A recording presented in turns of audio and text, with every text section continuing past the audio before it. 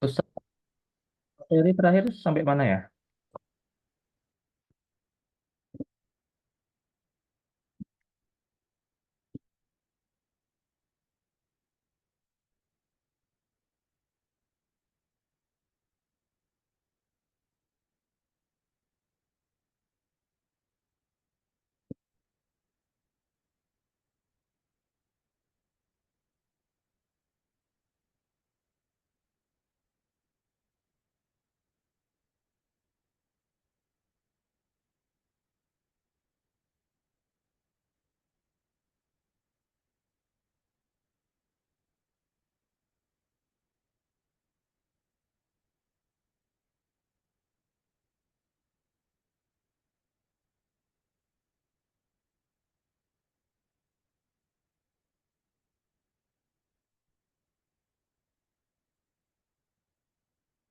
Baik, kalau materi Ustaz Fadil sudah sampai mana?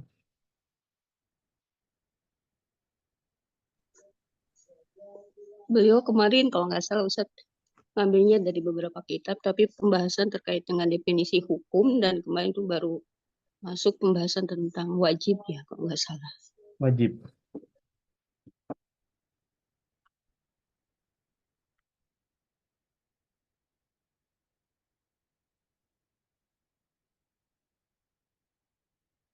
Berarti sekarang masuk al-mandub atau wajibnya belum?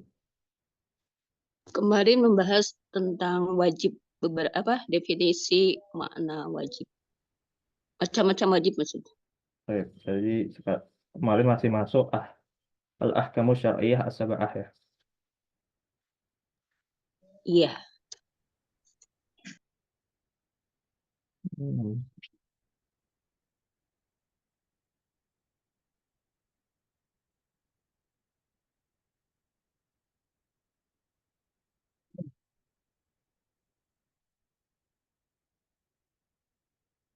Pembahasan wajibnya berarti sudah selesai ya, gitu ya.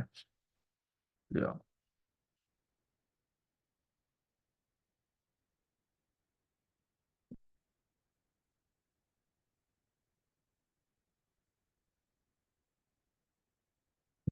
Hmm.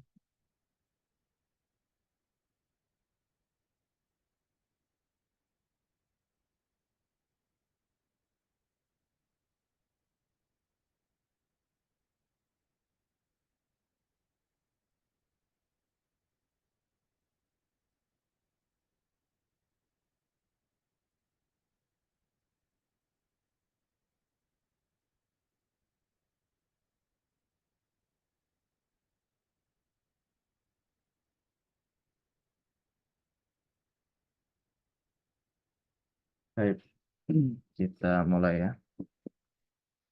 Bismillahirrahmanirrahim. Alhamdulillahirabbil alamin. Assalatu wassalamu ala asrofil anbiya'i wal mursalin. Sayyidina Muhammadin wa ala alihi wa ashabihi ajma'in. Allahumma gfirli wa li walidayna wa li masyaykhina wa li ustadina wa li musrifina wa li sairil muslimina fid dharain amin. Alhamdulillah ikhwatul kiram, hafizakumullah.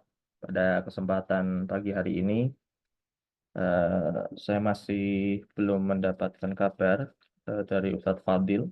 Ya, kita doakan semoga beliau bisa membersamai kita kembali dan semoga beliau senantiasa dalam kondisi sehat walafiat. Baik, eh, kita masuk pada al-ahkamus sab'ah ya, tentang hukum yang 7.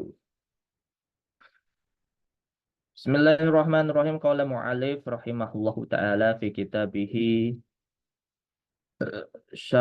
syarhul mahali lil waraqat naf'anallah bihi wa bi ulumih wal mandub min haitsu wasfuhu bil nadbi ma yusabu ala fi'lihi wa la yu'aqabu ala tarkihi. Mandub atau sunnah ya. Kemarin mungkin sudah dibahas oleh Ustadz Fadil ya tentang berkaitan dengan wajib ya. Di mana ketika berbicara wajib Imam Al-Mahalli menggunakan apa namanya metode ta'rif had ya. Jadi ketika mungkin di penjelasan yang lalu, ta'rif ini kan ada beberapa macam ya bentuk dalam ilmu mantik, setidaknya ada tiga. Dan yang digunakan oleh Imam Al-Mahalli ketika memasukkan dalam ta'rif wajib, termasuk juga ini ya, ta'rif mandub, ini semua menggunakan ta'rif dengan bentuk had ya. Jadi dikatakan bahwa mandub adalah min haitsu wasfuhu bin nadbi, yaitu mandub ini kalau dilihat dari sisi bin nadbi, perkara yang di nadab ya, dimandubkan, yaitu apa? Ma yusabu ala fi'lihi, yaitu sesuatu yang dia mendapatkan pahala ketika dikerjakan ya.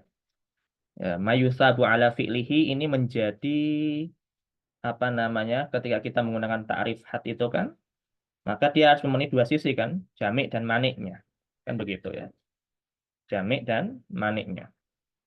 Ya, dengan mengatakan yusabu ala fi'lihi, ya, ini menjadi mengeluarkan atau mencegah sesuatu yang harusnya masuk menjadi tidak. Yaitu apa? Yaitu sesuatu ya,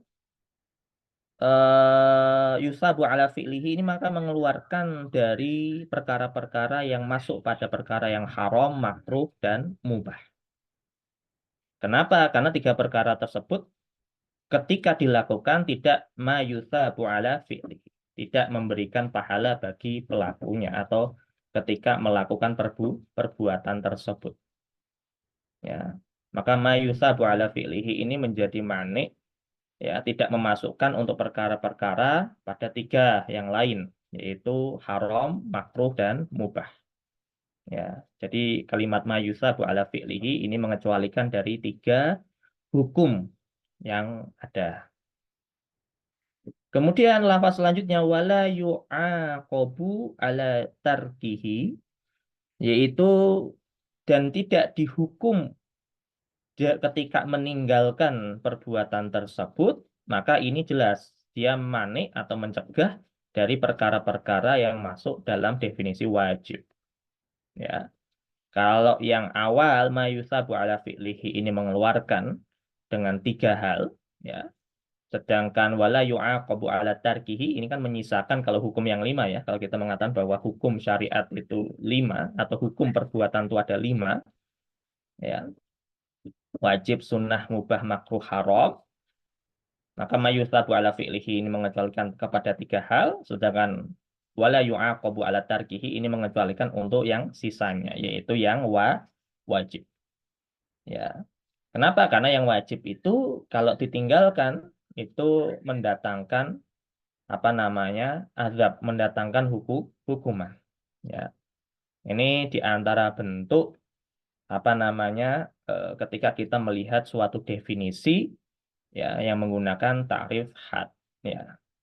Maka memang takrifat ini di antara yang sering digunakan oleh para ulama karena yang memang apa ya cukup komprehensif dan bisa mengecualikan atau mengeluarkan suatu istilah untuk beda ya, untuk dibedakan dengan istilah-istilah yang memiliki kesamaan.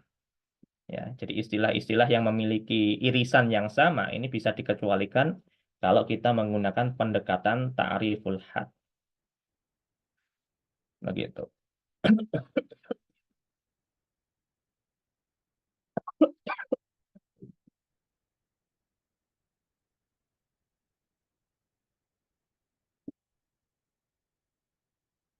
Bentar.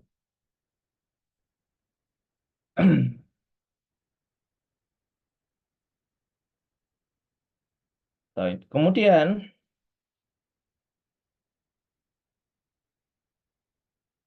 ya, nama lain untuk mandub ini banyak ya.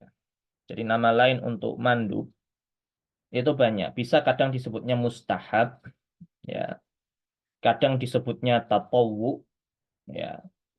Ini murotif ya, sama saja. Jadi mandub, mustahab, tatawwu, sunnah ya, itu maknanya sama, murotif saja gitu. Meskipun nanti ada di antara ashabul wujuh dalam mazhab Syafi'i seperti Qadhi Husain, ya, itu kemudian menyatakan bahwa sunnah itu nanti dibedakan, ya. Sunnah itu nanti dibedakan dengan apa namanya, mustahab dan tatawu, ya. Jadi kalau menurut Qadhi Husain, mustahab dan tatawu ini berbeda, ya. Ini di antara ashabul wujuh. Alasannya apa? Karena alasannya menurut Qadhi Husain, sunnah ini dikhususkan untuk perbuatan yang disandarkan kepada Rasulullah Shallallahu Alaihi Wasallam secara mutawalian, terus-menerus. Ya, jadi kalau secara mutawalian yang kemudian Rasul dawamkan, ya, dawamkan Rasulullah Shallallahu Alaihi Wasallam, maka ini sebutnya sunnah. Ya, sedangkan kalau mustahab itu perbuatan Nabi Shallallahu Alaihi Wasallam, ya, yang dilakukan satu atau dua kali, ya, dan tidak dilakukan secara terus-menerus. Ya. Itu mustahab. Sedangkan tatawu, ya, ini untuk perkara-perkara yang Nabi hanya perintahkan, tetapi Nabi sendiri belum pernah dilakukan. Ya, Nabi sendiri belum pernah melakukan. Ya, jadi Nabi sendiri belum pernah melakukan atau membenarkan, tapi tidak dilakukan sendiri. Ini sifatnya tatawu. Ya. Ini kalau menurut pendapatnya Qadhi Husain. Tetapi secara umum, jumhur menyatakan sama saja. Mau mustahab, mandub, tatawu, sunnah, ini murotif. Ya, sama saja maknanya. Ya, meskipun tadi memang ada di antara ashabul wujuh mazhab Syafi'i itu menyatakan berbeda dengan tingkatan yang berbeda tadi. Sunnah yang paling tinggi, ya, kemudian di bawahnya mustahab. Sunnah ini untuk yang Rasul lakukan terus-menerus. Mustahab ini yang dilakukan Nabi satu atau dua kali, sedangkan yang tatawu ini sifatnya bahkan Nabi belum pernah melakukan, tetapi misalnya membenarkan, ya, atau bahkan memerintahkan Nabi sendiri belum pernah melakukannya. Nah, ini tingkatan-tingkatan kalau kemudian kita mengambil pandangan yang menyatakan bahwa mandub ini punya beberapa tingkatan, ya, beberapa tingkatan.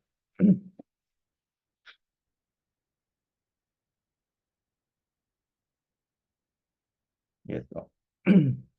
Jadi itu ya, itu yang kemudian kita melihatnya. Meskipun betul bahwa ketika dikatakan wala yu'aqabu ala tarkihi, ini memang sifatnya apa namanya? Tidak ada hukuman yang sifatnya datang dari Allah Subhanahu wa taala untuk mereka yang meninggalkan sunnah, tetapi ini pernah dicela oleh Rasulullah Shallallahu alaihi wasallam. Ustaz Fadil, sebentar. Halo, Assalamualaikum Ustaz. Waalaikumsalam. Saya masuk Ustaz barusan. Iya, gimana Ustaz? Ustaz bisa? Atau, oh ya, siap-siap. Kalau Ustadz memang bisa, mangga. Kalau belum, saya insya Allah juga sudah tak, insya Allah. Aman, aman Ustadz. Ya, baik Ustadz. Waalaikumsalam warahmatullahi wabarakatuh.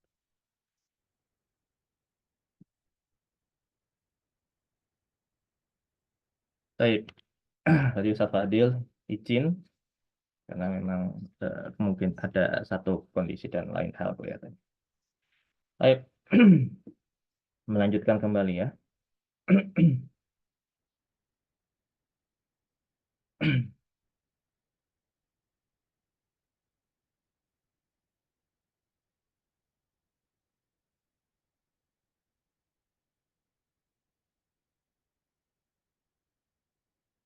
Ya, baik. Jadi kembali bahwa sunnah ini, ya, meskipun tadi wala yu'aqabu ala tarkihi, tidak mendapatkan siksa, ya, ketika meninggalkan perbuatan yang sunnah. Ini memang kalau kita lihat bahwa sebagaimana juga definisi yang pernah disampaikan oleh Imam Az-Zahabi dalam kitab Al-Kabair, Muqaddimah kitab Al-Kabair. Ya, cuman Al-Kabair ini versinya macam-macam sebenarnya. Ya, naskahnya beragam. Ya. Nah, ini semua saya lupa ingat. Yang Al-Kabair yang saya pernah baca ini Al-Kabair yang versi tahqiq yang bagus atau tidak.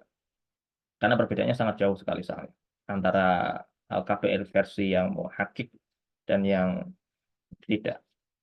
Nah, eh, setidaknya pernah ya disampaikan dalam salah satu versi kitab Al-Kabair bahwa di antara bentuk Al-Kabair atau dosa-dosa besar itu di antaranya adalah adanya celaan dari Rasulullah Shallallahu Alaihi Wasallam, laknat atau dari Allah langsung, gitu ya. Maka hal-hal yang kemudian dilaknat, dicela oleh Allah dan Rasulullah SAW ini di antara bentuk al-kabair. Ini apa namanya? Kalau kita lihat akhirnya menjadi sesuatu yang dihukumi wajib. Ya, meskipun nanti ketika kita berinteraksi dengan hadis Nabi SAW tidak bisa kita menyimpulkan satu nas itu kemudian memiliki kesimpulan yang satu. Ya, kadang satu nas saja itu bisa kemudian digali atau dilihat oleh para ulama dari berbagai macam sisinya. Tetapi kalau kita melihat dari sisi bagaimana suatu hadis ini bisa saling melengkapi satu dengan yang lain, maka memang kita ketika mendapatkan suatu nas itu tidak bisa langsung membuat kesimpulan terlebih dahulu sebelum kemudian kita mengumpulkan berbagai macam riwayat, berbagai macam nas dalil-dalil yang ada, barulah kemudian kita bisa simpulkan ketika kita sudah mengumpulkan seluruh jalur, seluruh hadis yang berbicara tentang problem tersebut. Gitu. Barulah nanti kita bisa katakan ini hukumnya wajib, sunnah, atau yang lain. Ya, banyak yang sering misalnya berpendapat apa namanya sholat berjamaah di masjid bagi laki-laki itu wajib, ya berdasarkan kepada hadis Nabi SAW yang pernah mengancam membakar ya, membakar rumah seseorang gitu kan. Bahkan kalau orang itu buta disuruh untuk merangkak kan ke masjid gitu. Nah, di sini kan akhirnya dipahami secara tunggal ya, sehingga akhirnya ada memang di antara ulama yang menyatakan bahwa mendatangi masjid untuk sholat berjamaah ini hukumnya fardu ain. Sampai ada yang begitu. Ya, tetapi kalau kita kumpulkan beberapa hadis-hadis yang lain menunjukkan sebenarnya ini sifatnya keutamaan, keutamaan yang memang sangat ditekankan, bukan menjadi wajib begitu. Dikatakan apa? Karena ada beberapa sahabat bahkan seperti Abu Bakar As-Siddiq radhiyallahu an itu juga pernah melakukan sholat di rumah gitu. Sehingga ini menunjukkan apa namanya tidak ada apa terjadi di mana misalnya rumahnya Abu Bakar As-Siddiq dibakar atau kemudian sahabat-sahabat yang lain yang pernah ditegur oleh Rasulullah SAW ketika mereka menyatakan bahwa saya sholat di rumah. Maka kata Nabi, kalau engkau masih mendapati ada jamaah di masjid, maka ikutlah meskipun engkau sudah sholat di rumah. Sehingga di situ menunjukkan bahwa Rasul tidak melarang mereka sholat di rumah gitu. Tetapi keutamaannya ketika masih ada jamaah di masjid, maka ikutlah dalam jamaah tersebut meskipun sudah sholat di rumah. Nah, ini aspek-aspek ini menunjukkan nanti para ulama bisa membuat satu kesimpulan-kesimpulan yang berbeda, gitu ya, antara apa namanya satu dengan yang lain. Ini dikarenakan tadi pengetahuan terhadap nas-nas syariat yang ada, ini bisa saja memunculkan kesimpulan yang berbeda-beda, ya. Sehingga kita dari sisi ini memang harus lebih lapang, ya, lebih berlapang dada ketika mendapati satu perbedaan yang memang mereka mengambil dari pendapat para ulama yang memang punya kesimpulan yang berbeda-beda. Seperti itu ya. Nah, di antara misal mandub ya, perkara-perkara yang masuk sunnah, maka kita bisa mengetahui secara umum yaitu misalnya apa? Iqamatus sholatin nafilah. Ya. Melaksanakan sholat-sholat nafilah ya, seperti rawatib, duha, witir, ya, tarawih, ya, aidain, ya, sholat id, dua sholat id, ya, atau kemudian mandi di hari Jumat dan mandi di hari id, ya, sodakoh, ibtida'us salam, memulai salam. Meskipun menjawab salamnya wajib, tapi memulainya itu sunnah, ya, dan yang lain-lain. Nah, perkara-perkara ini maka masuk pada perkara al-mandub, ya. Jadi mandub ini lebih umum daripada tatawwu, mustahab, ya, sunnah itu lebih umum. Mandub ini yang lebih umum. Sehingga memang para ulama usul lebih menggunakan istilah mandub. Kalau sunnah nanti sudah dicirikan, ya, dicirikan itu kepada tadi apa-apa yang disandarkan kepada Rasulullah Shallallahu Alaihi Wasallam, gitu. Sedangkan mandub ini bisa saja tadi dia lebih netral, sisinya lebih netral. Jadi bisa dari Allah, bisa dari Rasulullah Shallallahu Alaihi Wasallam, bahkan bisa dari ijma atau dari kias. Nah, maka yang digunakan istilahnya mandub, tidak menggunakan istilah sunnah. Jadi kalau ada yang bingung kenapa kok tidak digunakan istilah sunnah, tapi kok kenapa menggunakan istilah mandub? Karena ini lebih umum, ya, lebih umum. Kalau sunnah orang kan langsung sudah terafiliasi bahwa sunnah itu pasti dari Rasulullah Shallallahu Alaihi Wasallam. Padahal yang namanya nusus syariah, ya, dalil-dalil syariah itu tidak hanya hadis Nabi Shallallahu Alaihi Wasallam, tapi bisa dari Al-Quran, bisa dari ijma, bisa dari kias. Yang semua itu nanti bisa kembali hukumnya apakah wajib, sunnah, mubah, makruh atau haram, begitu. Ya, kembali nanti tergantung kembali kepada nas syariahnya itu sendiri. Jadi kenapa para ulama lebih mengedepankan mandub itu? Ya, mandub itu daripada menggunakan istilah sunnah. Hukumnya sunnah gitu.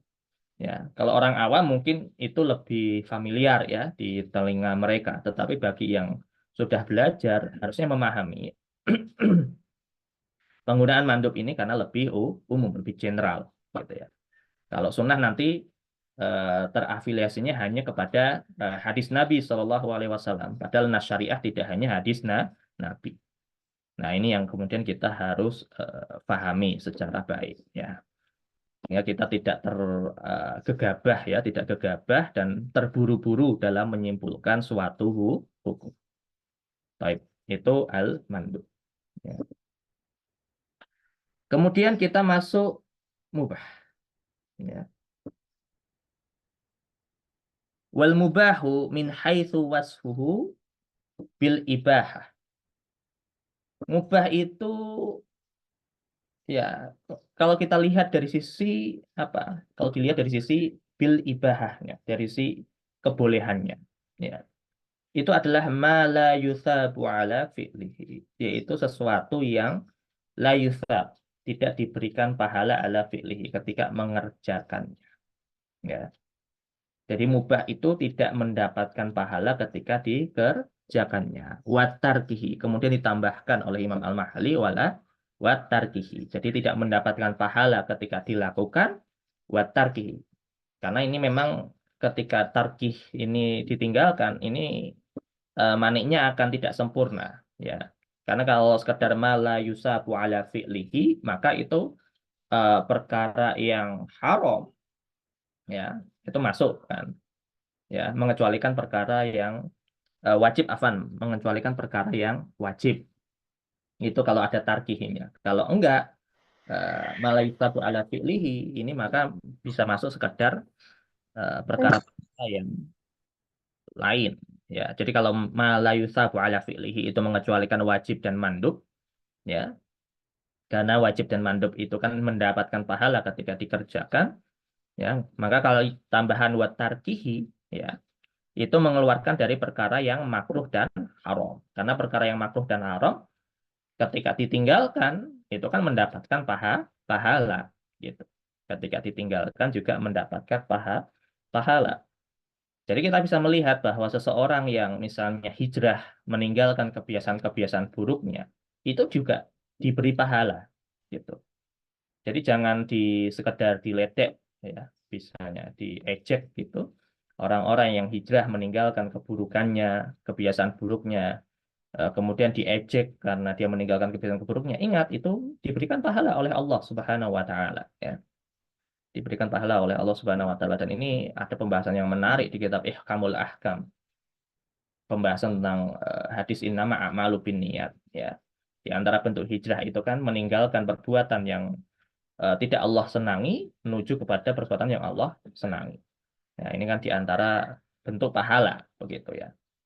Jadi meninggalkan perkara yang haram, makruh kepada perkara yang mubah itu bukan yang mubah, yang apa yang lain ya, selain mubah itu mendapatkan pahala gitu. Ya, meninggalkan yang haram dan makruh tentu bisa mendapatkan pahala begitu. Nah, kemudian diberikan lagi istilah lagi yaitu wala yu'aqabu ala tarkihi, dan tidak diberikan hukuman ketika ditinggalkan. Kemudian ditambahkan oleh Imam Mahali dengan wa fi'lihi, dan perbuatan ya, tidak dihukum ketika ditinggalkan dan tidak dihukum ketika dilakukan. Jadi dilakukan tidak mendapatkan pahala dan tidak ditinggalkan juga tidak mendapatkan pahala. Begitu juga tidak dihukum ketika ditinggalkan dan juga tidak ketika dilakukan. Karena wala yu'aqabu ala tarkihi ini mengeluarkan dari wajib saja. Ya, mengeluarkan dari wajib saja. Ya, sedangkan wa fi'lihi ini mengeluarkan dari yang haram. Karena yang haram itu kan ketika dilakukan maka diikop kan begitu. Ya, kalau meninggalkan perbuatan itu diikop maka itu kan wajib kan begitu. Jadi kalimat yang kedua wala yu'aqabu ala tarkihi wa fi'lihi ini mengeluarkan hanya untuk wajib dan haram saja. Maka secara umum kita bisa lihat bahwa perkara yang mubah ini sebenarnya adalah termasuk khitab syariah, ya, termasuk khitab. Ya. Jadi satu khitab dari Allah Subhanahu wa taala atau dari syariat yang sifatnya itu tadi memiliki dua karakter ini atau empat lah, empat hal yang harus diperhatikan. Ma la yuthabu ala fi'lihi dan ma la yuthabu ala tarkihi. Kemudian yang ketiga wala yu'aqabu ala tarkihi wala yu'aqabu ala fi'lihi. Ya. Ini apa namanya? Karakter untuk khitab syariah mubah. Jadi mubah memiliki khitab syariah seperti itu. Empat sisi yang kemudian dimiliki oleh hal tersebut. Ya, tentang mubah itu.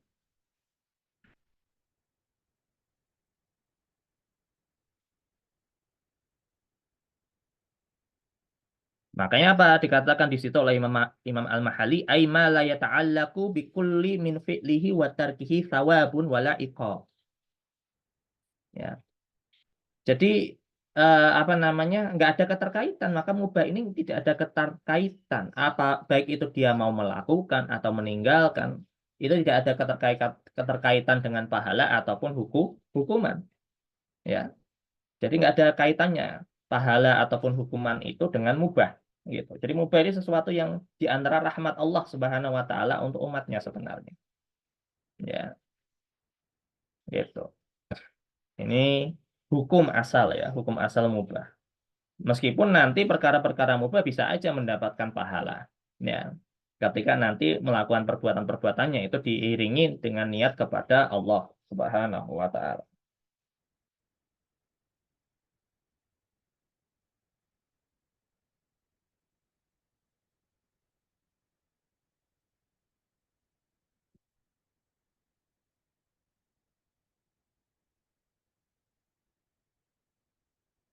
Begitu. Ya, jadi dari wasfuhul bil ibahah inilah yang kemudian kita katakan bahwa dia nggak ada keterikatan pahala dan dosa. Beda kasus nanti pada perbuatan-perbuatan mubah itu dalam rangka taat, dalam rangka taat kepada Allah Subhanahu wa taala dengan tadi misalnya meniatkan makannya, minumnya misalnya agar kuat dalam beribadah kepada Allah, makanya dalam rangka taat. Maka dia sudah keluar sebenarnya dari wasfu bil ibahah.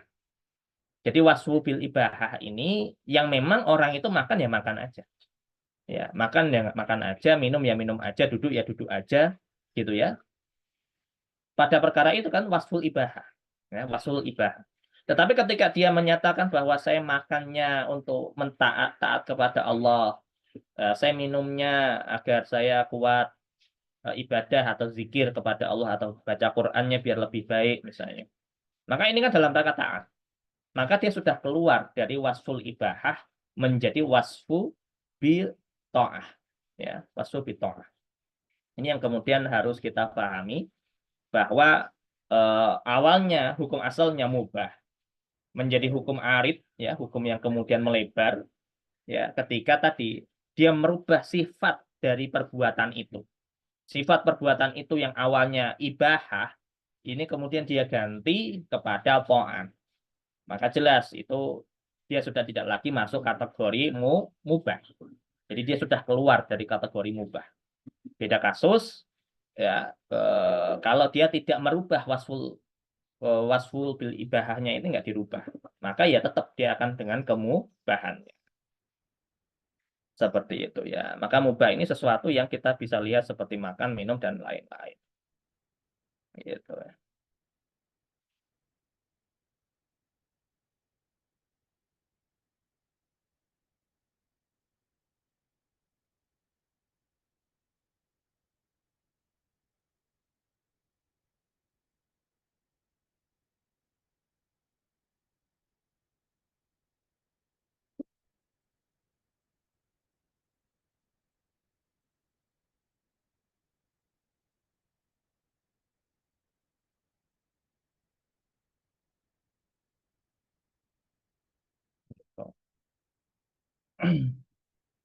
Baik.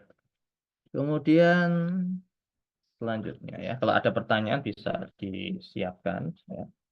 Kecuali memang belum ada, nanti kita bahas dari sisi selanjutnya.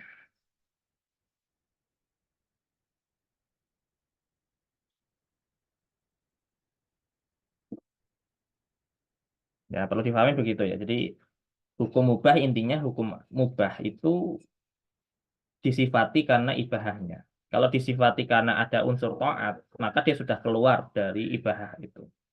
Ya, meskipun ada yang menyatakan tadi ya, mubah itu bisa berubah menjadi ketaatan kalau disertai dengan niat. Yang dihitung itu niatnya, bukan perbuatan itu sendiri sebenarnya, tapi niat itu.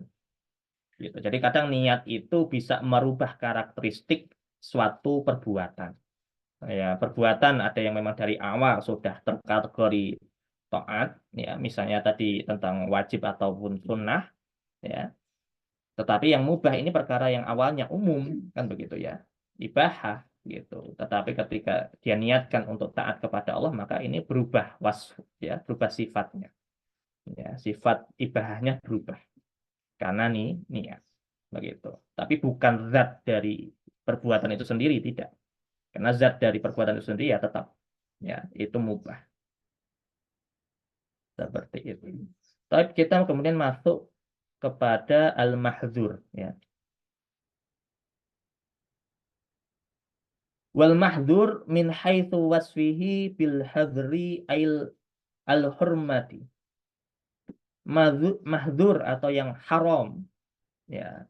Itu dilihat dari sifat bil hadzri. Yaitu dilihat dari perkara yang dihadzarkan al hur apa namanya al hurmah ya, yaitu yang haram.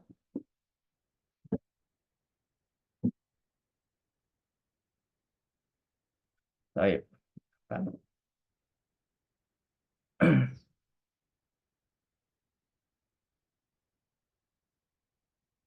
Yang mana dikatakan oleh uh, Sahihul Matan, ma yusabu ala tarkihi imtithalan. Apa? Ma yusabu ala tarkihi. Maka akan diberikan pahala ketika ditinggalkan. Dan ditambahi oleh Imam Al-Mahali imtithalan. Ya. Uh, jadi kalau kita melihat bahwa seseorang itu akan mendapatkan pahala, ya, jadi haram itu sesuatu yang kalau ditinggalkan, ya, itu akan mendapatkan pahala. Ya, imtithalan yaitu ketika mengikuti perintahnya Allah. Jadi kalau ini menunjukkan apa? Terkadang ada orang meninggalkan perkara haram itu karena urfiah saja, maka nggak dapat pahala itu. Ya, atau sekedar apa namanya faktor-faktor yang bukan karena imtithalan bi amrillah. Ya, bukan karena dalam rangka mengikuti perintahnya Allah, tetapi karena faktor-faktor misalnya kesehatan, Kenapa misalnya ada orang mabuk gitu ya? Kenapa engkau berhenti minum? Wah, karena kata dokter badan saya nggak akan kuat kalau minum terus. Saya berhenti. Maka ini nggak dapat pahala. Ya, ya nggak dapat pahala. Ya, maka ditambahkan oleh Imam Al-Mahri imtithala ini untuk mengecualikan, ya, membatasi khawatir ada orang meninggalkan perkara yang haram itu bukan dalam rangka taat, bukan dalam rangka taat, tetapi hanya dalam rangka tadi faktor kesehatan ataupun yang lain. Maka jelas ini tidak akan mendatangkan pahala ketika dia meninggalkan. Nah, kembali ketika dikatakan mayusabu ala tarkihi, maka ini mengeluarkan, ya, dari wajib, mandub, dan mubah. Karena wajib, mandub, dan mubah itu nggak akan dapat pahala kalau ditinggal. Tidak akan mendapatkan pahala.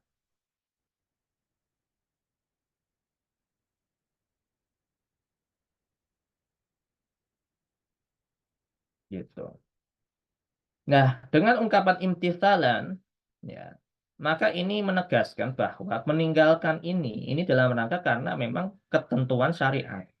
Kalau dia meninggalkan karena alasan-alasan khauf, takut, ya, atau kemudian tadi ya, haya, rasa malu, ya, atau kemudian unsur tip, kesehatan dan yang lain, maka ini tidak masuk. Ya. Tidak masuk untuk mendapatkan pahala. Karena memang begini, ikhwah, dalam masalah niat, ini para ulama sebenarnya berbeda pendapat satu dengan yang lain. Ketika niat itu memiliki apa cabang, ya. Jadi niat yang misalnya begini, dia melakukan sesuatu, oke, karena Allah. Tetapi satu sisi dia juga mengharapkan kesehatan. Satu sisi dia juga mengharapkan faktor-faktor manusiawi.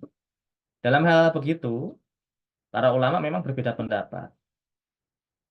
Kalau seperti pendapatnya Imam Izzuddin bin Abdussalam menyatakan bahwa ya nanti dihitung pahalanya itu tergantung seberapa besar niat dia yang untuk Allah. Maka dilihatnya nanti dikembalikan kepada seberapa besar niatnya dia kepada Allah. Sedangkan niat-niat yang selain Allah maka tidak dihitung pahala, tidak dihitung pahala. Ini pendapatnya Imam Izzuddin bin Abdussalam. Sedangkan pendapatnya Imam Az-Zarkashi, ya, beliau menyatakan bahwa niat yang memiliki cabang duniawi maka tidak mendapatkan pahala sama sekali. Ini pendapat dari Imam Az-Zarkashi. Kalau Imam As-Suyuti mengatakan bahwa selama niat dasarnya itu untuk taat, maka tetap mendapatkan pahala. Ya, wallahu a'lam. Kurang lebih begitu. Ya, di antara pendapat para a'immah dalam mazhab Asy-Syafi'i berkaitan dengan niat. Begitu. Kembali ke yang haram tadi ya.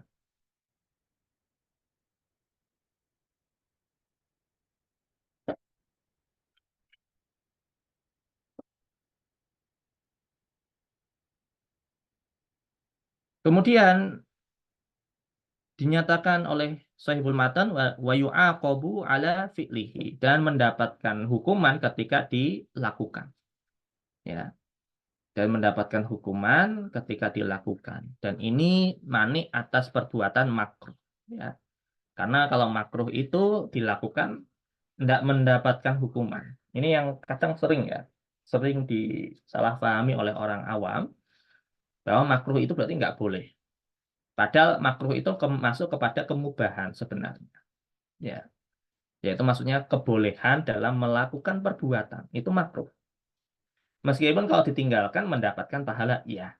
Tetapi kalau apa namanya dilakukan itu nggak ada ikop, ya nggak ada hukuman, gitu. Maka ini mengeluarkan, ya, mengeluarkan dari makruh, gitu, ya, mengeluarkan dari makruh.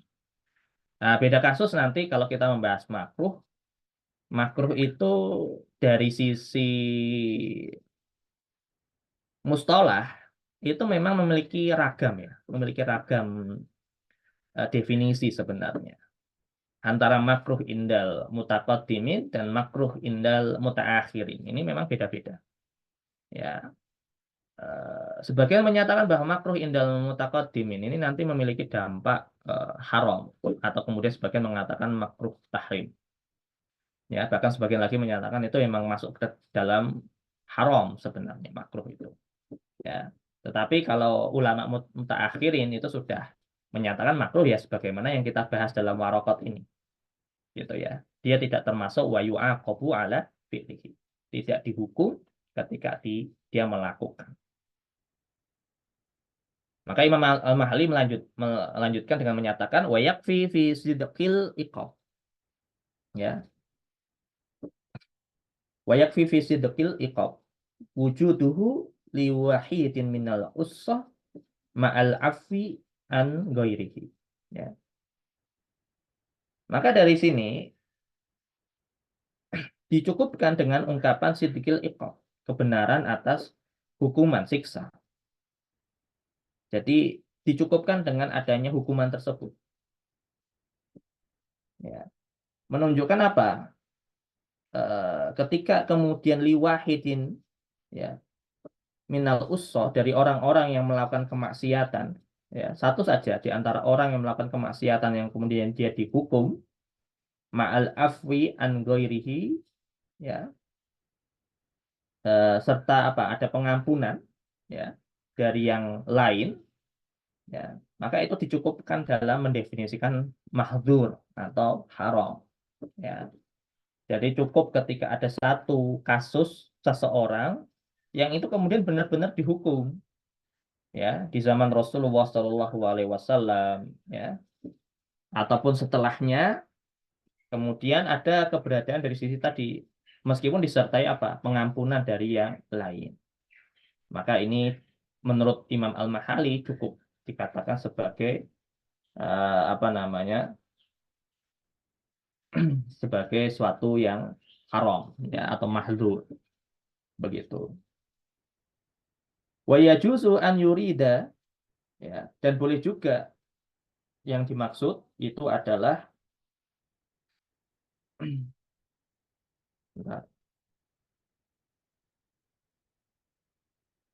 wa yatarattabal iqabu ala fi'lihi kama abbara bihi ghairuhu fala yunafil afwa. Dan bisa saja oleh musannif ya yang dihendaki itu misalnya apa? Wa yatarattabu al iqab. Ya. Jadi ada suatu apa perbuatan siksa yang itu ya ada tingkatan-tingkatan dalam hukuman. Ya, jadi bisa saja misalnya apa ada satu hukuman yang dia bisa diampuni, ada juga dia tidak perlu diampuni. Ya. Jadi ungkapan bahwa hukuman ya, jadi tidak ada konsekuensi begini maksudnya. Jadi kalau mau digambarkan itu kurang lebih seseorang yang melakukan kemaksiatan, kemudian ada nas syariat yang menunjukkan bahwa dia dihukum, ya, dia dihukum, maka itu cukup.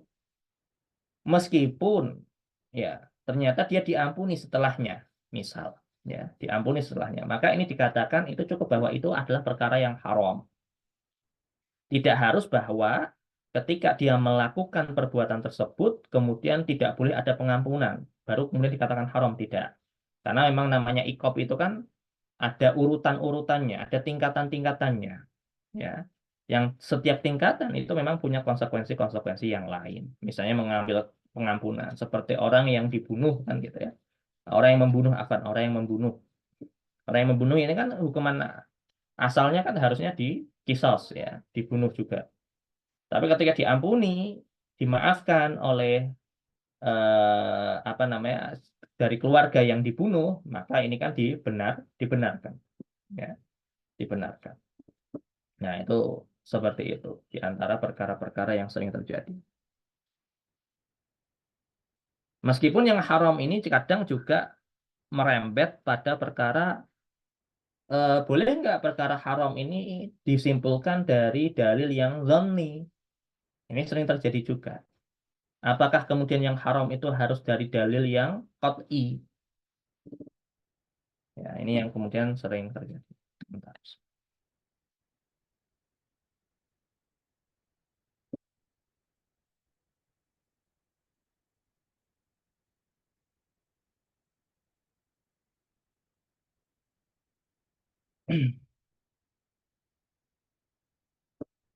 Nah, nah, untuk perkara yang menyatakan bahwa haram ini harus dari dalil qat'i, ini biasanya ketika untuk membedakan antara haram dengan apa namanya makruh tahrim, ya,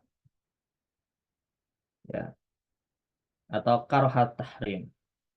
Jadi haram dan makruh tahrim. Ini sebenarnya menggunakan pendekatan dalam mazhab Hanafi sebenarnya. Ya.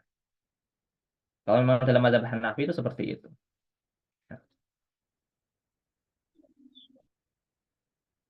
Karena memang mazhab Hanafi itu dalil-dalil yang qat'i dan dhonni itu punya dampak untuk menentukan yang wajib, ya, dan yang fardu. Itu kan kalau dalam mazhab Hanafi kan begitu. Termasuk menetapkan perkara yang haram dan makruh tahrim. Ya. Jadi hampir sama kalau kemudian mungkin sebelumnya sudah disampaikan oleh Ustadz Fadil tentang wajib dan fardu inda Hanafiyah, ya. Indal Hanafiyah, wajib dan fardu perbedaannya gitu kan. Sholat 5 waktu itu fardu, sedangkan sholat witir itu wajib, ya. Itu kan karena dalilnya, ya. Sholat 5 waktu itu dalilnya qat'i, sedangkan sholat witir itu dalilnya dhonni. Maka yang qat'i menjadi fardu, yang dhonni menjadi wajib, kan begitu. Begitu juga ketika kita membicarakan yang haram dan makruh tahrim. Yang haram itu berdasarkan dalil yang qat'i, yang makruh tahrim itu berdasarkan dalil yang dhonni, ya. Ini juga bisa dilihat dalam kitab Asiyah An-Nafahat ala Syarhil Mahali. Itu ada tentang pembahasan itu. Ya, tapi ini sebenarnya adalah metode yang digunakan para ulama Hanafiyah, ya, para ulama Hanafiyah sebenarnya.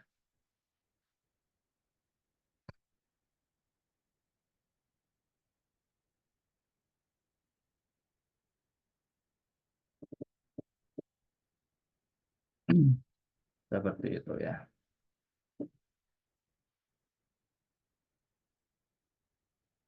Baik, itu kita selesai pada pembahasan haram, ya, mahdzur.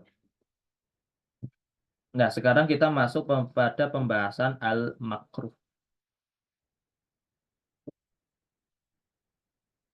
Wal makruhu min haitsu wasfuhu bil karohah.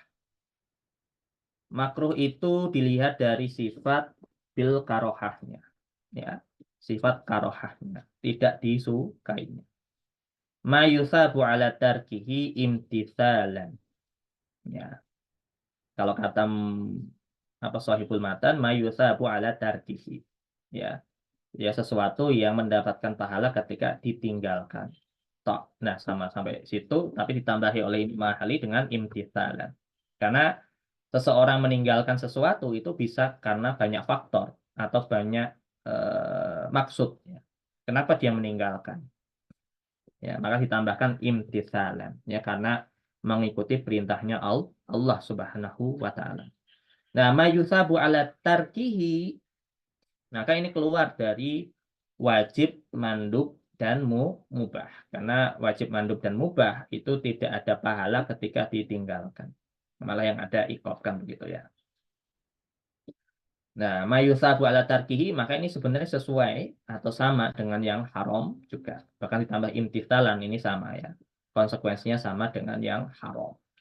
Yang membedakan, yang mengeluarkan dengan yang haram adalah ungkapan selanjutnya, yaitu wala yu'aqabu ala fi'lihi, dan tidak dihukum ketika melakukannya. Dan inilah yang mengeluarkan dari perkara yang haram, membedakan, ya, membedakan dengan perkara yang haram. Gitu. Jadi kalau mayusabu ala tarkihim imtithalan ini membedakan antara perkara yang wajib, sunnah, mubah, ya, maka wala yu'aqabu ala fi'lihi ini membedakan antara perkara yang haram saja, begitu. Ya, ini yang disebut sebagai al-makruh, ya. Yaitu ketika kita melihat sifat karohahnya, ya, sifat karohahnya, itu. Nah, ini yang menarik, pembahasan tentang rokok. Ya.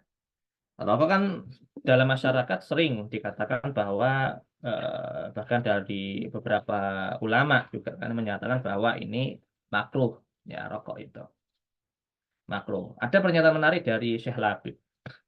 Ketika banyak orang berdalil bahwa kemakruhan rokok itu disampaikan oleh Imam Al-Baijuri dalam Hasyiah Al-Baijuri ala Fathil Qorib. Ya. Hal ini membuat banyak perdebatan kan gitu. Tapi yang menarik adalah ungkapan dari Syekh Labib ketika menyatakan bahwa rokok itu kenapa dihukumi haram, dihukumi makruh, karena Imam Al-Bajuri pada waktu itu tidak mendapati, ya, eh, kepastian tentang mudorotnya rokok, ya, tentang mudorotnya rokok. Ya, ini satu pendapat saja, bisa diterima, bisa tidak.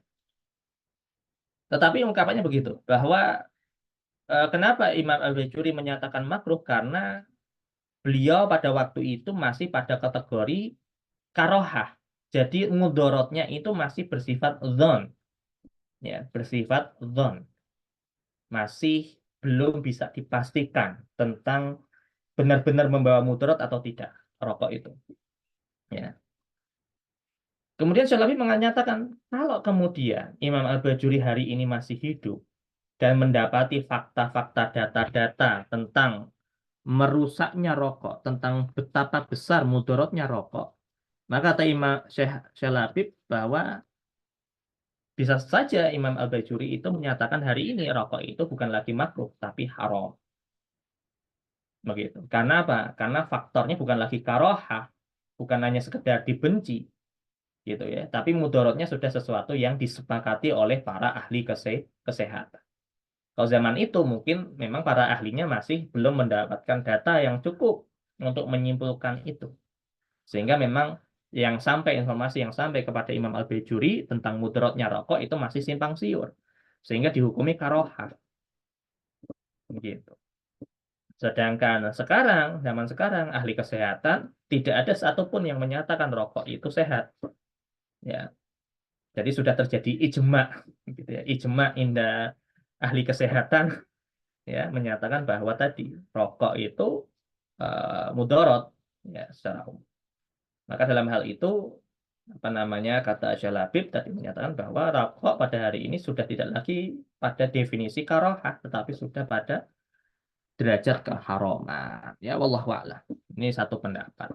Ya, bisa diterima, bisa tidak. Ya, namanya juga ini di antara para ulama dalam menyimpulkan hukum, dan ini sesuatu yang tadi, yang apa namanya, sifatnya masih masuk furu'i. Baik.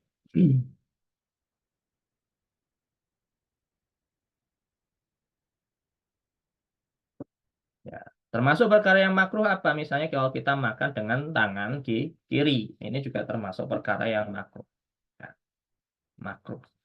Ya, dari sisi karohahnya. Jadi terkadang ketika orang melanggar sunnah Nabi Shallallahu Alaihi Wasallam itu punya dua konsekuensi. Terkadang itu sunnah yang mana dulu. Kalau sunnahnya itu memang sekedar sunnah dari definisi mandub, maka dia bisa ada dua kemungkinan. Dia bisa melakukan makruh atau mubah. Ya. Jadi orang yang meninggalkan kesunahan itu bisa aja dia pada dua kondisi, sunnah atau mubah. Meskipun nanti kalau kita lihat dalam definisi yang disampaikan oleh Imam Al-Mahali dalam hal ini, bahwa lawan dari sunnah atau lawan dari mandub adalah makruh. Jadi kalau kita meninggalkan yang sunnah berarti kita melakukan kemakruhan. Kalau kita meninggalkan yang makruh berarti kita sedang melakukan kesunnah. Ya, sebagaimana wajib lawannya adalah haram. Tapi perlu diingat bahwa para ulama ahli usul ternyata tidak sepakat dalam hal tersebut. Ya, tidak sepakat dalam hal tersebut. Terkadang orang meninggalkan kesunahan itu bisa saja tidak hanya melakukan kemakruhan, bisa saja posisinya dia adalah pada perkara yang mubah. Itu bisa terjadi. Taib, ya, itu hukum yang kelima, ya, makruh. Hukum yang kelima.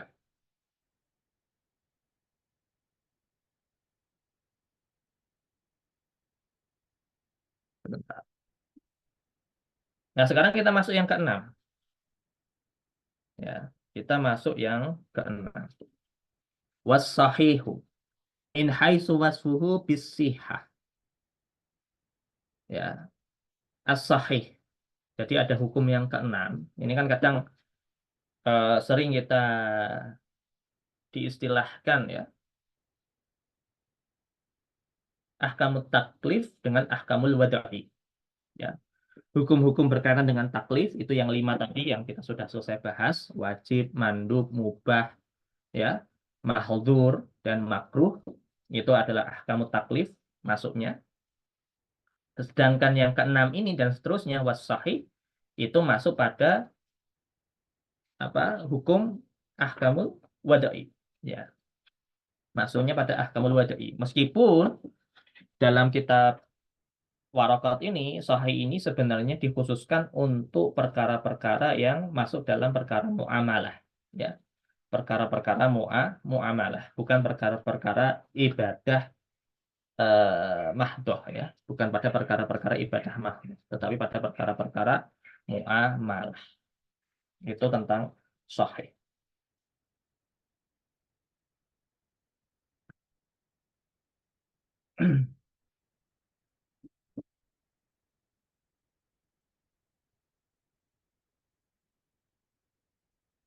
Wasahi min tadi udah ya. Ma yata'allaqu bihin nufudhu wa yuqtaddu bihi. Ya.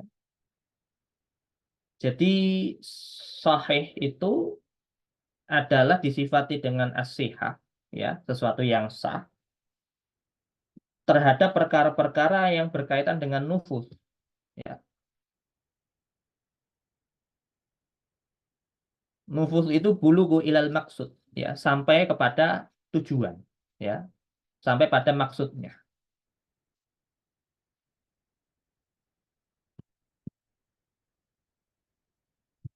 Misalnya apa? Misalnya nufus itu adalah ketika orang memindahkan kepemilikan dengan akad jual beli, ya.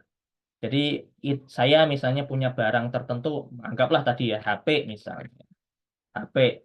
Dalam perkara ini, HP saya itu mau saya pindahkan kepemilikannya kepada orang lain. Maka di antara bentuk memindahkan kepemilikan ini bisa dengan akad jual beli, ya, akdul bai. Dengan akdul bai, maka HP ini secara sah itu berpindah kepemilikan. Nah, itu namanya nufud, ya. Bulughul ilal maksud, ya, menyampaikan kepada tujuannya.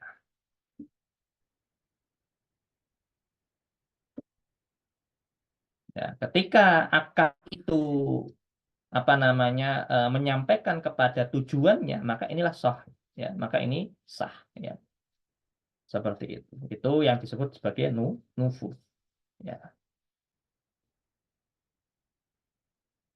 gitu.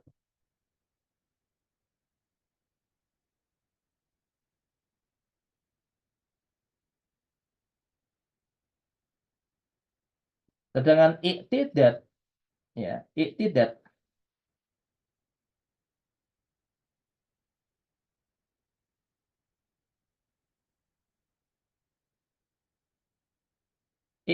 itu adalah ketika seseorang, ya, misalnya apa, pembeli dan penjual itu memenuhi rukun dan syarat dalam jual belinya. Ya, kalau tadi saya gambarkan nufus itu misalnya dia punya kehendak, punya maksud memindah kepemilikan, kemudian dia melakukan dengan akad jual beli, maka itulah nufus. Sedangkan wayuk tadu atau iktidat ini itu ketika melakukan akad jual beli itu memenuhi syarat-syaratnya, ya, memenuhi rukun dan syarat yang ada. Ya, misal tadi ketika dia melakukan jual beli, ya, misalnya ada penyampaian bahwa harganya berapa, ya, kemudian kita ridho dengan harganya, kemudian kita kasihkan uang. Nah, dalam posisi ini ternyata sudah sah kan, terjadi serah terima uang dan barangnya. Maka dalam hal ini ketika pembeli dan penjual berpisah karena sudah sesuai dengan ketentuan yang ada, maka ini tidak. Ya. Jadi siha itu tadi eh, sampai kepada maksud yang kedua memenuhi syarat-syarat yang ditekankan atau diberikan oleh syariat itu sendiri. Ya, gitu.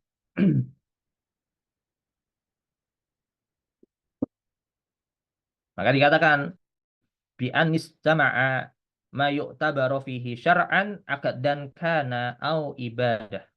Ya. Jadi menggabungkan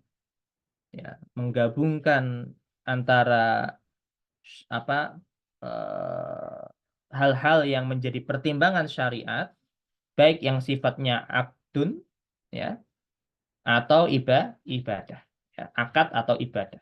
Jadi perkara-perkara ini akdan kana au ibadatan ini menjadi pertimbangan sah tidaknya, ya, baik itu berupa akad atau ibadah. Meskipun saya katakan tadi, kadang sahih itu ditentukan kepada muamalah kebanyakannya, meskipun bisa juga kepada ibadah.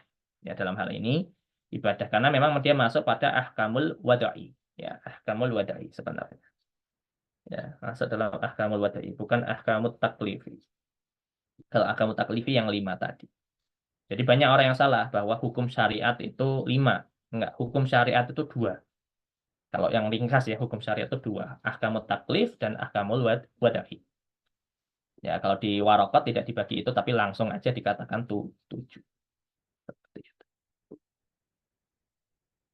Wasahih, udah ya, sahih, kemudian wal batil, ya, wal batil masuk kepada yang selanjutnya, hukum yang ke-7. Wal batil min haitsu wasfuhu bil butlan. Batil itu suatu perbuatan yang disifati dengan butlan, ya, yaitu berkaitan yang batil. Ma la yata'allaqu bihin nufusi wa la yu'taddu bihi. Kalau tadi dikatakan ma yata'allaqu, jadi ada bedanya, ada la di situ, ya. Pembedanya adalah yaitu hal-hal yang tidak ada kaitannya dengan nufus dan yu'tad, iktad, ya, iktidat. Tidak ada hubungannya dengan nufus dan iktidat. Yaitu suatu perkara yang tidak memenuhi perkara-perkara nufus, yaitu maksud, dan yang kedua adalah syarat, ya, berupa pertimbangan-pertimbangan syariat. Ya, maka dikatakan selanjutnya bi an lam yas tajmi, ya, ya, lam yastajmi ma yu'tabaru fihi syar'an aqdan kana au ibadatan. Jadi dia berbeda dengan sahih. Jadi intinya ketika sahih tidak terpenuhi, maka dia menjadi batil. Ya, kalau sahih dipenuhi, maka dia menjadi kalau batil itu terjadi, maka ketika dia memenuhi syarat-syaratnya, memenuhi 2 hal tadi, nufus dan iktidatnya, maka dia menjadi sahih. Tapi kalau di antara sahih itu nufus atau iktidatnya tidak ada, salah satu aja gugur, maka dia menjadi batil.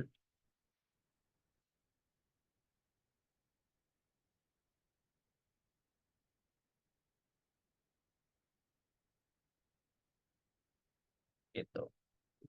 Kemudian di situ dikatakan wal aqdu yattasifu bin nufus wal i'tidad. Akad atau muamalah itu disifati dengan nufus dan i'tidad. Wal ibadatu tattasifu bil i'tidadi faqat istilahan. Tetapi untuk ibadah ini hanya disifati i'tidad saja. Ya. Jadi untuk apa namanya, ibadah hanya disifati i'tidad saja secara istilahan, ya. Secara istilahan, bukan secara lugoh. Karena kalau secara lugoh maka bisa sah-sah saja. Tetapi kalau secara istilahan ibadah ini hanya disifati untuk itidat karena nggak ada nufusnya, tujuannya, buluk ilal maksud, gitu. Jadi pembahasan niat itu sesuatu yang di luar, ya, niatnya benar atau tidak itu di luar itu, ya. Maksudnya niat apa, apa apa sesuatu yang benar-benar dalam hatinya. Makanya ada pembahasan kan nanti di kitab apa namanya, eh, Qawaid Fikih, ya, di Qawaid Fikih itu ada pembahasan tentang niat, al-amru bimaqasidiha, ya, tentang kaidah al-amru bimaqasidiha. Itu berbeda dengan niat asal, niat asli. Beda, ya. Gitu. Jadi tidak disifatinya itu tadi ya untuk ibadah. Ibadah itu tidak disifati dengan nufus. Ya, nufus itu hanya untuk akad. Ya, jadi kalau ibadah itu hanya i'tidad saja. Tapi kalau akad itu nufus dan i'tidadnya. Karena ada kemaksud yang dikehendaki dalam perkara tersebut. Kalau ibadah kan cuma satu. Jadi kalau ada maksud-maksud yang lain, maka maksud-maksud yang lain itu kan tidak dianggap sebenarnya. Ya, misalnya apa orang sholat pengen sehat, ya maksud-maksud yang pengen sehat itu kan tidak diambil atau tidak menjadi pertimbangan syariatnya, kan begitu. Tapi kalau dalam muamalah itu menjadi pertimbangan, ya maksud itu menjadi pertimbangan, ya maksud-maksud yang lain itu jadi pertimbangan. Tapi kalau ibadah enggak, ya, hanya fokus kepada dia memenuhi rukun dan syaratnya tidak, memenuhi rukun dan syaratnya oke, berarti sholatnya sah, kan begitu ya. Tapi kalau muamalah itu harus tentukan dulu apa yang dia maksudkan dulu. Kemudian baru ketentuan sah tidaknya bagaimana. Seperti itu. Wallahu a'lam.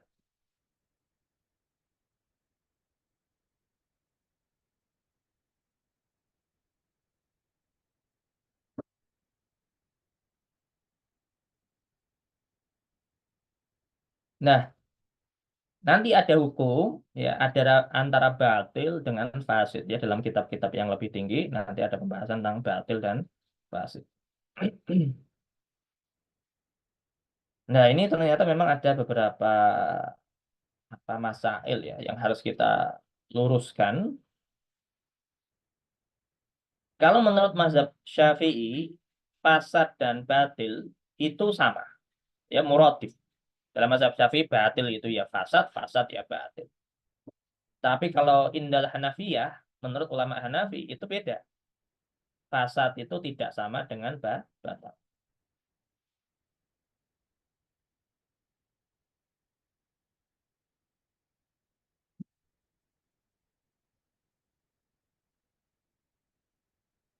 Ya, kalau dalam mazhab Hanafi, dikatakan batal itu ketika dia yang rusak adalah syarat dan rukunnya. Ya, itu dalam mazhab Hanafi itu batal.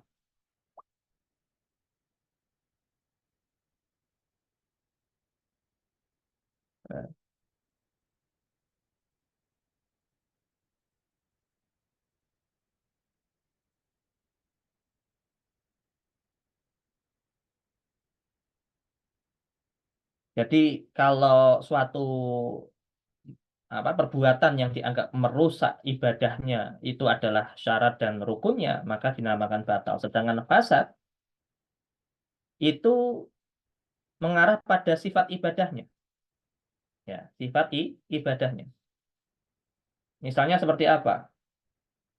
Puasa di hari raya, puasa ketika hari raya, ya, hari tasyrik puasa, ya, maka itu fasad, itu dinamakan fasad, ya. Jadi melakukan ibadah, jadi sifat ibadahnya itu fasad. Kalau batil itu berarti di antara syarat atau rukun tidak terpenuhi. Ya, di antara rukun atau syarat tidak terpenuhi maka batal gitu. Tapi fasad itu karena sifat ibadah itu sudah bertentangan sendiri. Misalnya tadi kan puasa itu dilarang di hari-hari tasyrik. Dia puasa di hari tasyrik. Nah, jelas. Maka ini menurut Indal Hanafiyah sebutnya fasad. Tetapi kalau apa namanya yang dia lakukan itu misalnya sholatnya itu ada yang rusak rukun atau syaratnya, maka itu sebutnya batal. Begitu ya. Nah, memang ini terjadi beberapa khilafiyah. Ya, seperti itu. Baik. Nanti insya Allah selanjutnya dengan Ustadz Fadil masuk pada nisbatu bainal fikih wal ilm ya, tentang pembahasan fikih dan ilmu ya. Apa itu fikih, apa itu ilmu, termasuk jahlun ya. Di situ juga akan dibahas tentang itu dan nanti masuk pada pembahasan anwaul ilm ya, pembahasan ilm baik itu ilmu doruri ya dan yang lain-lain. Baik. Ada pertanyaan dulu sampai sini?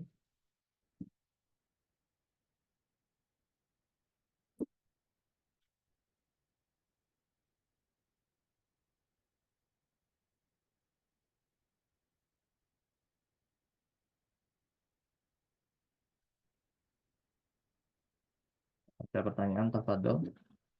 Kalau tidak, berarti kita tutup saja.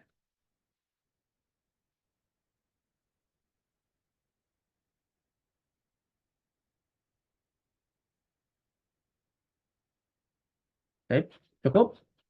Atau ada yang mau ditanyakan? Ya, doakan terus ya, semoga Ustadz Fadil dalam kondisi sehat walafiat ya. Kelihatannya sedang kurang sehat beliau.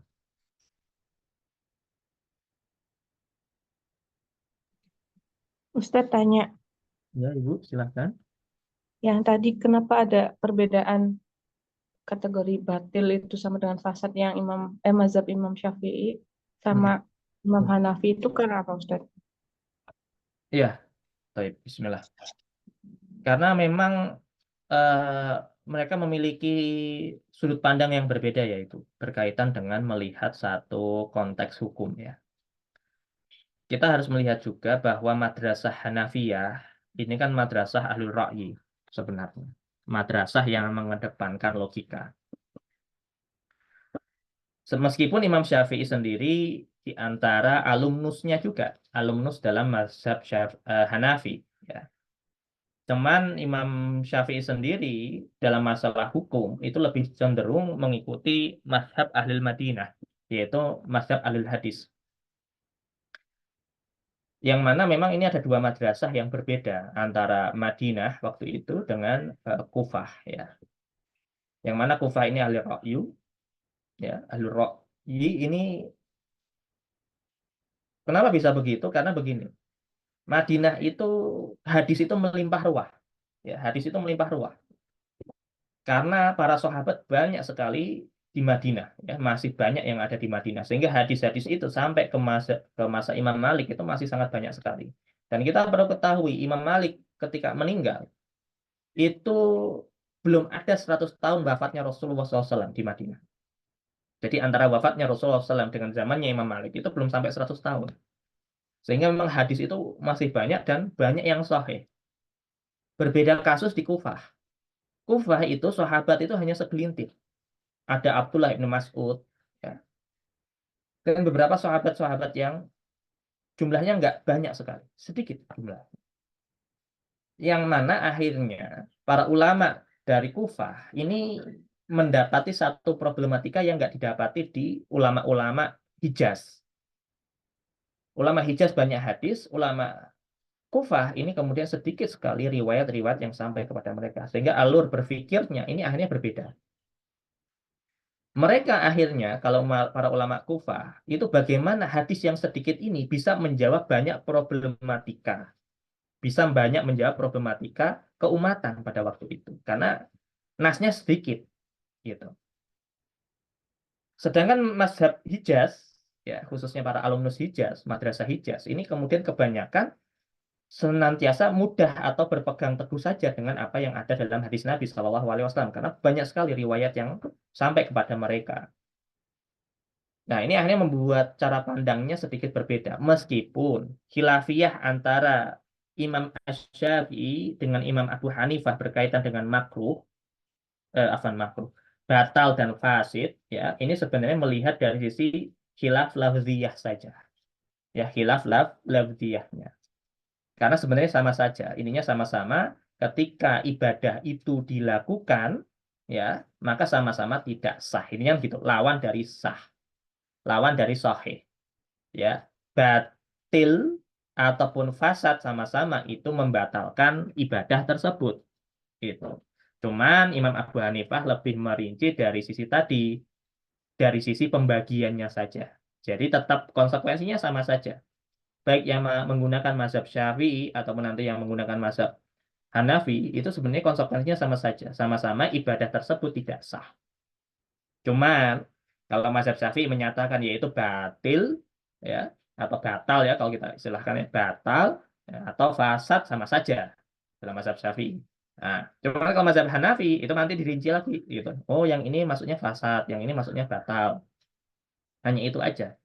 Tapi konsekuensinya sama-sama nggak sah. Ibadah tersebut tidak sah.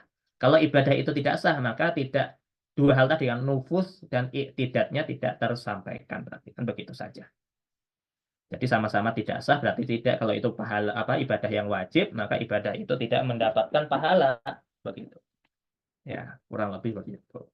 Jadi sisinya sisi begitu. Maka mazhab Hanafi biasanya memang dalam perkara-perkara semacam ini dia lebih merinci lagi. Seperti itu. Wallahu a'lam. Jazakumullah khairan, Ustaz. Wajazakillahu khairan katsiran. Baik, ada lagi? Saya rasa cukup ya karena sudah 6:49 ya. Semoga Allah memberkahi ikhwas sekalian yang senantiasa masih semangat dalam belajar dan menyiapkan waktunya untuk belajar ya. Semoga Allah ridho terhadap apa yang kita ikhtiarkan dan mohon maaf ya kalau dalam penyampaian misalnya ada yang kurang dan segala macamnya ya karena memang sifatnya mendadak ya. Sehingga mohon maaf kalau ada hal-hal yang kurang atau bahkan mungkin belum bisa dipahami. Nanti bisa ditanyakan lebih lanjut. Kalau masih ada yang mengganjal, masih ada yang dibingungkan kepada Ustadzuna Ustadz Fadil Al-Makki. Baik, itu saja yang bisa saya sampaikan. Mari kita akhiri dengan membaca doa kifaratul majlis. Subhanakallahumma bihamdika asyhadu an la ilaha illa anta. Ada nol minkum akhirul kalam. Assalamualaikum warahmatullahi wabarakatuh. Waalaikumsalam Waalaikumsalam warahmatullahi warahmatullahi wabarakatuh. Jazakumullahu khairan. Barakallahu. Allah Ustaz. Assalamualaikum.